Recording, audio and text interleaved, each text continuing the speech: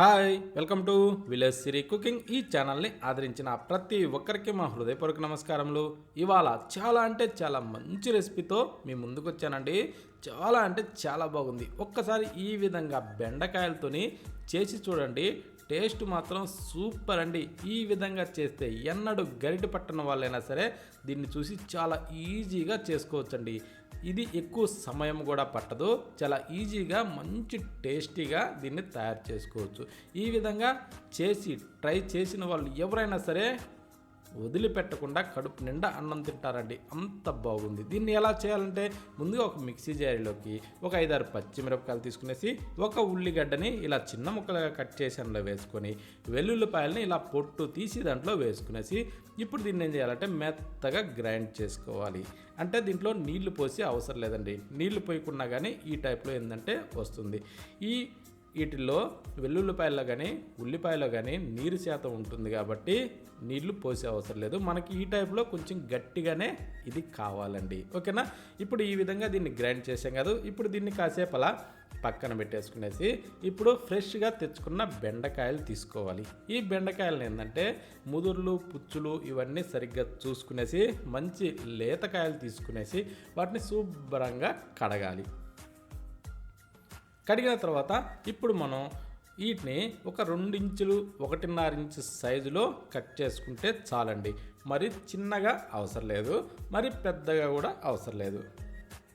ఈ టైప్లో 1.5 లేదా 2 ఇంచుల సైజులో మనం కట్ చేసుకోవాలి. కానీ ఇది కట్ చేసే ప్రతి బెండకాయను కూడా మనం ఖచ్చితంగా చెక్ చేసుకోవాలి. ఎందుకంటే ఈ బెండకాయకి లోపల పురుగు కొన్నిటికి ఉంటుందండి. ఆ పురుగు పట్టిన వాటిని మాత్రం ఖచ్చితం చూసి తీసేసుకునేసి బెండకాయలని శుభ్రంగా కట్ చేసుకోవాలి. ఇప్పుడు కట్ చేసిన ఈ బెండకాయలను మాత్రం తీసి ఒక బౌల్లో వేసుకోవాలి. కానీ కట్ చేసిన తర్వాత మాత్రం బెండకాయలని కడగద్దు. ముందే కడిగిన తర్వాత అప్పుడు బెండకాయలని కట్ చేసుకోవాలి. చూడండి, ఈ టైప్లో మనకి ఫ్రెష్గా ఉండాలి.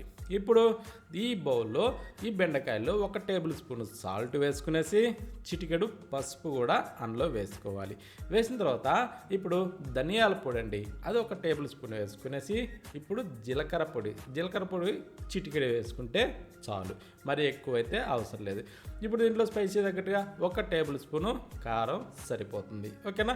ఇప్పుడు దీంట్లో ఇందాక మనం గ్రైండ్ చేసి పెట్టాం చూడండి, పచ్చిమిరపకాయలు, వెల్లుల్లిపాయలు, ఉల్లిపాయ, ఈ 3 కలిసి గ్రైండ్ చేసాం కదా, ఆ పేస్ట్ని ఇప్పుడు దీంట్లో వేసుకోవాలి. అందుకోసమేనండి మనం కొంచెం గట్టిగా తయారు చేసుకునేది. ఇప్పుడు ఈ మిశ్రమాన్ని మొత్తాన్ని కూడా బాగా కలుపుకోవాలి. అంటే ఈ బెండకాయలకి మనం వేసిన ఈ పొడులు కానీ ఈ పేస్ట్ కానీ బాగా పట్టాలి. అందుకోసం అనేసి కాస్త ఇలా పిసుకుతూ వీటిని కలుపుకోవాలి. అంటే పిసకడం అంటే మరీ చిదిరిపోయేలా కాదండి, మనం వీటికి మొత్తానికి అప్లై అయ్యే విధంగా ఈ టైప్లో కలుపుకోవాలి.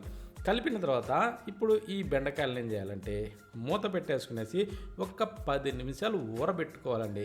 అప్పుడే మంచి రుచి వస్తుంది. ఇప్పుడు దాన్ని పక్కన పెట్టేసి స్టవ్ మీద ఒక ప్యాన్ అయితే పెట్టుకొని ఇప్పుడు దీంట్లో మనం ఏం చేద్దామంటే కొద్దిగా ఆయిల్ వేసుకుందాం. అంటే ఒక 2 గంటలు ఆయిల్ వేసుకొని కొంచెం వేడెక్కనిచ్చేసి కొద్దిగా మెంతులు వేసుకోవాలి. మెంతులు వేసిన తర్వాత ఇప్పుడు మనం ఊరబెట్టిన అంటే 10 నిమిషాలు ఊరబెట్టుకున్న ఈ బెండకాయ దబ్బలన్నింటిని కూడా ఆ నూనెలో వేసేసుకోవాలి. ఓకేనా? అంటే మెంతులు వేసిన తర్వాత కొంచెం లైట్గా అలా వాడనిచ్చి అప్పుడు ఈ బెండకాయల ముక్కలు మొత్తాన్ని కూడా దాంట్లో వేసుకునేసి ఇలా కాస్త కిందకి మీదకి తిరిగేసుకుంటూ ఈ బెండకాయ దబ్బలన్నింటినీ బాగా ఫ్రై చేసుకోవాలి. అంటే ఇవేంటంటే మనం 100కి దాదాపు 80% అయితే ఈ బెండకాయలు బాగా ఫ్రై అవ్వాలి. అంటే ఈ బెండకాయల్లో ఉన్న జోము మొత్తం పీల్ చేసుకోవాలండి. ఆ టైప్లో మనం ఫ్రై చేసుకోవాలి. ఇప్పుడు కట్ చేసిన టమోటాలు 2 టమోటాలు తీసుకునేసి చిన్నగా సన్నగా కట్ చేసి దీంట్లో వేసేసుకొని ఇప్పుడు మనం ఇలా కలుపుతూనే ఈ టమోటాలను కూడా బాగా మెత్తబడనివ్వాలి. ఓకేనా? ఈ టమోటాలు మెత్తబడే సమయంలో ఇప్పుడు మనం కట్ చేసిన ఉల్లిపాయ అండి, అంటే ఉల్లిపాయకి పైన కొంచెం పెద్ద రెమ్మలు ఉంటాయి కదా, ఆ రెమ్మల్ని అలా మధ్యలోకి ఇరగదీసుకొని ఇప్పుడు ఆ రెమ్మల్ని అందులో వేసుకుంటే ఏంటంటే ఇది చూడడానికి కూడా కలర్ఫుల్గా మంచి డెకరేట్గా చాలా అంటే చాలా బాగుంటుంది. అందుకోసం అనేసి ఉల్లిపాయల్ని అలా వేసుకోవాలి. ఇప్పుడు మూత పెట్టి దాదాపు ఒక 3 నుంచి 4 నిమిషాల సేపు అయితే దీన్ని బాగా ఇలా ఫ్రై చేసుకోవాలి. అప్పుడేమవుతుందంటే ఈ టమోటాలు బాగా మెత్తబడి ఈ ఉల్లిపాయలు కూడా బాగా మెత్తబడతాయి అన్నట్టు. అందుకోసం అనేసే ఇప్పుడు బెండకాయలు అయితే ఆ 20% కూడా ఉడికిపోయినాయి. ఓకేనా, ఈ విధంగా వేగనిచ్చి ఇప్పుడు మరొక 2 నిమిషాలు అంటే కలిపిన తర్వాత ఇంకా కొంచెం ఉల్లిపచ్చిగా ఉంటే మూత పెట్టి మరొక 2 నిమిషాలు అలా ఉడికించుకునేసి ఇప్పుడు చూడండి బెండకాయ దెబ్బ కానీ అన్నీ ఎలా ఫ్రై అయినాయో ఈ టైప్లో మనకి బాగా ఉడికిపోవాలండి. ఇలా చిదురయ్యేలాగా ఉడికిపోవాలి.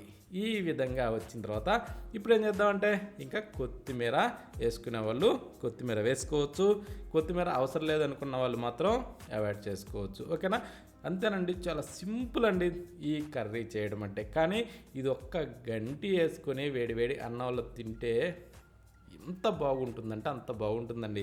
ఈ కూర కూడా ఎక్కువ అవసరం లేదండి, ఒక్క గంటి వేసుకుంటే అన్నం మొత్తం తినేయచ్చండి.